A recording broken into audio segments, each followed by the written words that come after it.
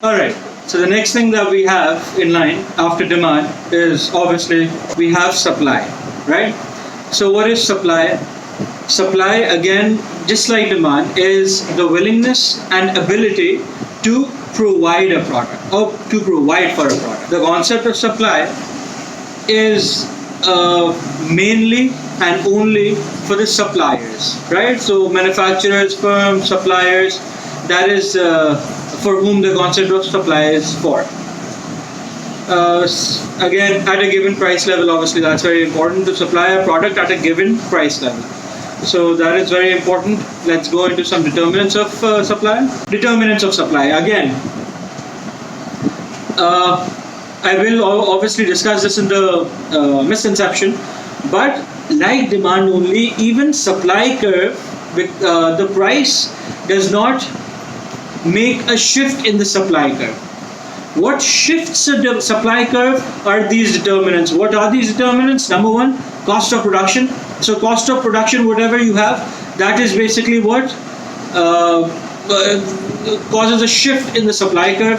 If the cost of production is less, your supply curve will go down. If your cost of production is more, your supply curve will go up. The price will increase, supply will also increase. So basically all of those effects will come in.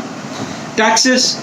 So when there are taxes will increase your supply curve. It's an upward sloping curve. It will also increase upwards. The price will also increase. Subsidies, if you're given more subsidies, the price has to decrease or price will decrease, as the government is now helping the firms and companies to produce the product and supply the product in a cheaper price, basically. Technological progress. So if you have new technology, you will have quantity demand to increase and price to decrease as well. So that can happen with technological advances. You can have new products in the market, your quantity supplied, it's like this, it's like this would increase towards the right. That can also happen. Technological advances we do not have, it will go towards the left. So all of these effects will take place when there is technological advancement. Price of other products, as we discussed in demand about substitutes and complements, exactly the same way it is over here. When price of a product, of a substitute product increases, the supply of your product will also increase, because now there will be more demand for your product. As there is more demand for your product, you have to increase your supply as well. So that is also a very major impact on the supply curve. Your supply curve will, it's like this, supply curve will shift either to the right or either to the left. Then you have time. If you can supply the product in time, how much time does it take? So for example, you have a new technology. If Apple comes up with a better and a newer technology than Samsung, then Apple will take the market. Time is of essence. If you do not have that, then obviously they'll capture the market, they'll have a bigger market share. So all of these are very, very important in order to change or shift the supply curve. So your supply curve is an upward sloping curve. Remember, in demand curve we did a downward sloping curve. So demand curve was a downward sloping curve, supply curve is an upward sloping curve. In supply curve, we can see very clearly over here that when P1 goes to P2, the price increases, and when the price increases, the quantity also increases. So when there is more price, you will have more quantity. Q1 will go to Q2. So that is basically your supply curve. It is an upward sloping curve. If P1 increases to P2, quantity supplied will also increase from Q1 to Q2, basically, right? So this is your supply curve. This is how your supply curve works, upward sloping curve. Law of supply states it is absolutely the opposite of demand. The law of supply states that when the price goes up, the supply or the quantity supplied will also go up. If the price goes down, the quantity supplied will also go down.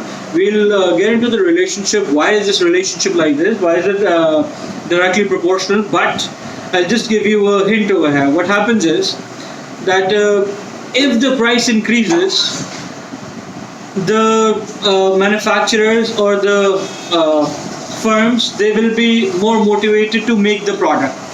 If they make more product or to produce more product, what will happen is they will supply more product into the market. So that is what goes on over here. When price goes up, supply will go up, price goes down, supply will also go down. We'll get into the relationship. Reason for this relationship, number one, existing firms can charge a higher profit.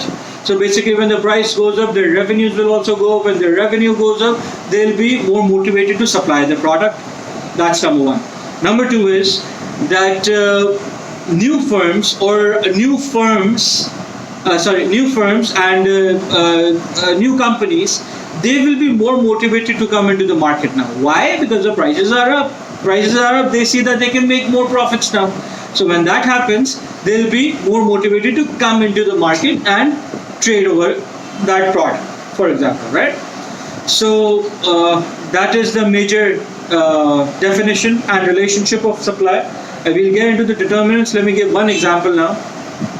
So for example, the price for Apple started, I know I gave a lot of Apple examples, but that's like the best examples for all of us. We can understand it very well, right?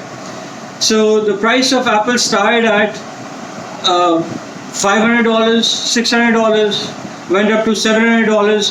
When that went up to $700, there was a lot of supply in the market. When it went up to $800, $900, $1,000, then the supply kept on increasing. Why? Because Apple people thought that now they can make more revenues out of Apple, right? For the phone. So that is why they increased the production of the phones rather than their iMac and whatever the other products are called. Basically, I don't know what the products are called, but even then, okay. So that's basically your relationship of supply and the law of supply. The next thing that we have is we have some graphs that we are going to talk about. So in demand and supply, we will be talking about graphs. How trading is done mainly. So first of all, we're talking about if the supply curve shifts towards the left. So what will happen? So first you had this as your equilibrium price, as this you know as demand, this was supply S1, and supply changed from S1 to S2. The price increased, there is a shift along the demand curve. So when the supply curve shifted towards the left, the price increased, the quantity, equilibrium quantity decreased. So now for a higher price, less number of people are willing to buy the product. The price has increased, yes, absolutely correct. But now for that higher price, there are less number of people who want to buy the product. Hence, there is a movement along the along the demand curve. As I told you before, because of price increases, there is a movement along the demand curve. So remember that concept, that was a major misconception. The second thing that you have is when prices decrease. So when price decreases from P1 to P2, the supply would also decrease. There will be a movement along the demand curve, and so this is S1, this is S2. So the amount of supply that people will make or people will do, or the amount of demand that they do, that would actually increase when there is a decrease in price. Alright, so the next curve that we have that we're going to talk about is excess supply. What happens over here is basically, so for example, you have price equilibrium at which the consumer is willing to buy a product for, and the producer is willing to sell the product for. Now the producer says, the supplier says that I want to increase the prices. So when the producer increase the prices, what will happen now? This will be the price at which, this is the quantity at which the given price, the consumers will be willing to buy this much of the product. So when you have, this is quantity supplied, this is quantity demanded. So along with this, if you have increased the prices, this is the price, this is the demand that your consumers are willing to buy. but this is actually at this given price. This is the supply the manufacturer is willing to supply the product. That means that this much of the product is remained without any buyer. There are no buyers in the market for this product now. What will happen? Thus, all of this is called your excess supply. This will be extra supply that you're making and nobody's buying the product basically, right? Let's see what is written over here. Supply is created, surplus is created when supply exceeds demand because the price is higher than the market equilibrium. ME is market equilibrium. So then surplus of a product is created. There is more product created than the supply. Hence, nobody is going to buy the product, and then there will be a lagging effect that will come later on. So we'll discuss over that. The next curve that we have is our shortage. So excess and shortage will combine together. What will happen now is you have price equilibrium, you have price P1. That means that your price has decreased now. So when your price has decreased, what will happen? First, you had your demand and supply over here. Now, because of price decrease, more people are demanding your product. But the supply that you're willing to do is this much only. So the supply that you're willing to do is this much. More people are demanding your product. Hence, what will happen is this triangle will be your excess demand. There is a shortage of that product. Less people are supply is, the manufacturers are supplying less and more people are demanding your product now. So because of that, there will be a shortage of product. People will not have a lot of products to buy. The prices have decreased, but they cannot buy the product. So that is what happens in shortage of supply basically. So by now, we're done with our course. We're on to our course. We have done the topics of demand. We've done the topics of supply, the determinants of demand and supply, how they work, what are the laws of demand and supply, what are the relationships. What we're going to do is we're going to move a little forward now and combine both of these together, right? So demand and supply, when they come together, what happens? So let's jump into it, right? So the curve right now present in front of you is the market equilibrium curve, where demand and supply, they both come together. So you have a demand curve, you have a supply curve. Supply curve is an upward sloping curve for reviews. Demand curve is a downward sloping curve. We know what happens to the prices and everything else. So this is what the curves are. Now, the major point that I want to highlight over here is that when the demand and supply curve, they both meet at a place. Whatever place they meet, this point is called equilibrium price. Equilibrium price, I'll give you one more example for equilibrium price. So for example, you go in a market, I don't know, over here we have small markets where prices are not set basically previously. So you go to a person and you tell him, "Ki bhai, give us a certain product, or I want these shoes," for example. And the person says that these shoes are for, let's say, 2,000 rupees, right? And you tell them, "Oh my God, 2,000 rupees, that's too much money. I mean, you got to decrease the price." And you start negotiating, you start haggling, right? So when you do that, you say, "All right, fine, I'll just give you 1,000 rupees, for example." Says, "Oh my God, 1,000 rupees too less. I'm not going to take 1,000 rupees." So both of you get to the negotiation point and you set up a price for, let's say, 1,500 rupee, right? So the 1,500 rupee price that you set is basically this equilibrium price now, where the consumer is willing to pay that money and the supplier or the producer is willing to sell for that money, right?